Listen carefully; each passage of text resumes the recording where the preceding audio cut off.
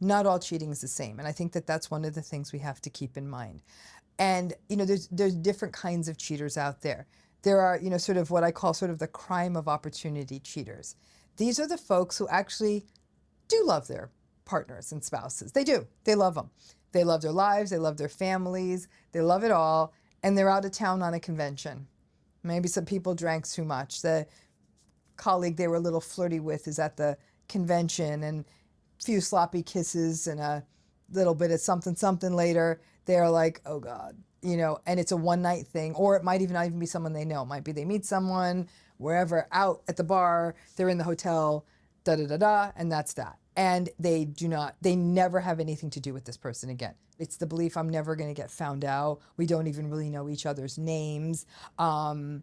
It could be somebody who often feels very stuck in their lives, and by traveling and going and being in a different place, they jump out of a role. They may feel very defined and confined in their role, and so they're like, I'm just going to do this thing. But it's more than anything, it's a little bit of rebellion, and it's acting out. Okay.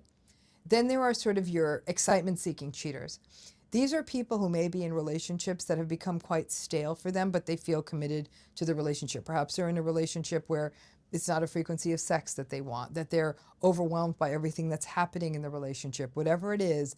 And again, they may say and actually conduct themselves in a way that they love their partner, but then they're looking for the excitement. They're looking for the excitement of the texts that come in, the fantasy of it all. The excitement-seeking cheater is someone who'll spend hours in their day thinking of the excitement of the cheat. They're getting that additional benefit in a way that we start getting into the whole emotional cheating. Like they're daydreaming. They're not thinking about their partner. They're not thinking about the stuff they're going to do to their family. They're sort of getting caught up in this ridiculous fantasy. But even they would know they're never going to really make a life with this person. There's an immaturity to the excitement-seeking cheater because they're not sort of dealing with the core issue, whether it's that the relationship has become, again, sort of stale and that need maybe for a little more excitement, which is its own, again, sort of, if more than anything, an immaturity. So the excitement-seeking cheater may even get into a long kind of a texty-text sequence with someone before they ever even meet up with the person, and then it might be these really stolen moments, and half the excitement is planning it, and where are we going to meet, and da-da-da-da. So there's that kind of cheating. There are the people who are, I'm going to call this group of cheaters, and I'm making these are designations I use. I'm not saying they're official by any stretch. Another kind of a cheater is, I'm cheating to keep my primary relationship together cheater. They believe that. So these are people who are like, I hate my relationship. I hate my marriage. I hate whatever I'm in. And if I have this other thing going on, it's giving me enough juice to be able to manage staying in this relationship I don't like. And it keeps me from breaking up my marriage, breaking up my family, breaking up this, but this other thing is helping me feel. I don't feel anything. I hate this person. I dislike this person. So I'm going to have this little affair or big affair, and I don't have to address this. Then there are again, and this fourth group is an interesting group because I'm going to call them the online cheaters.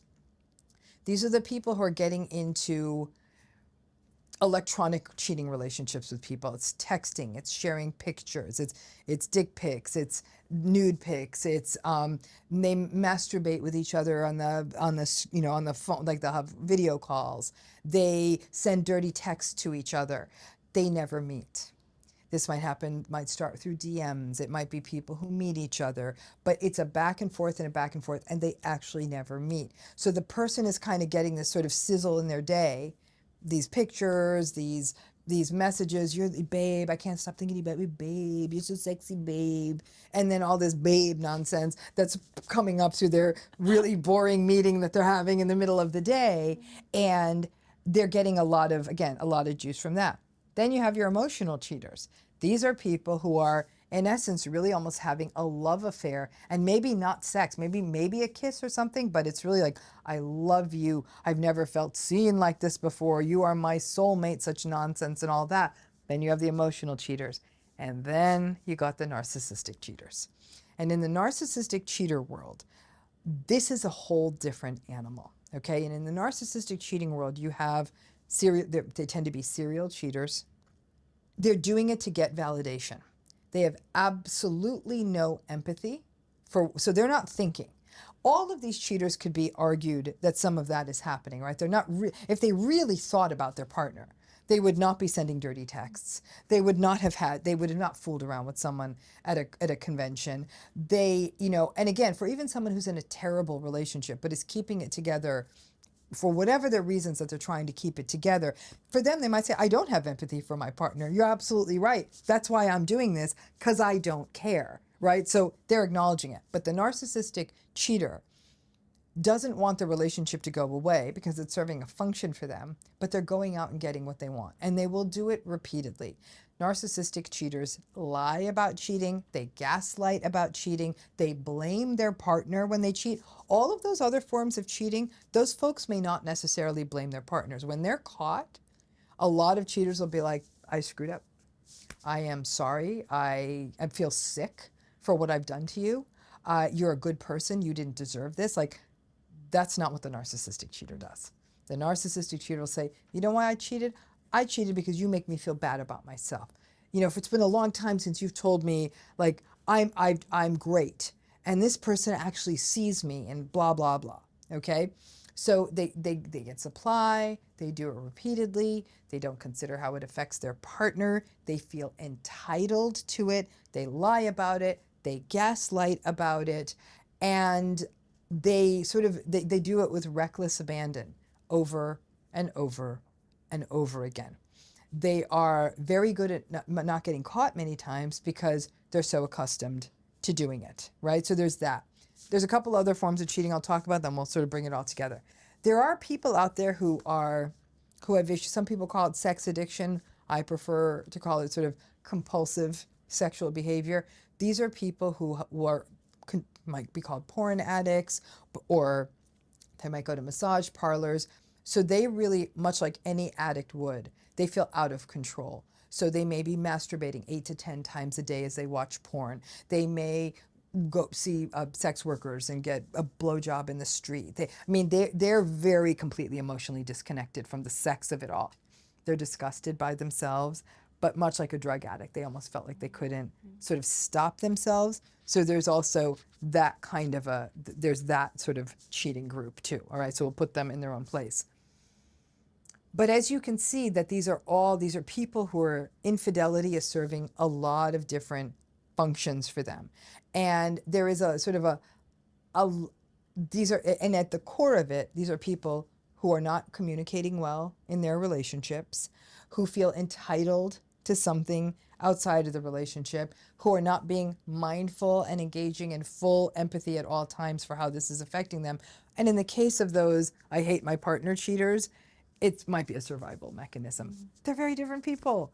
These cheaters are all very, very different people. So you can see how that one night stand at their teachers convention cheat.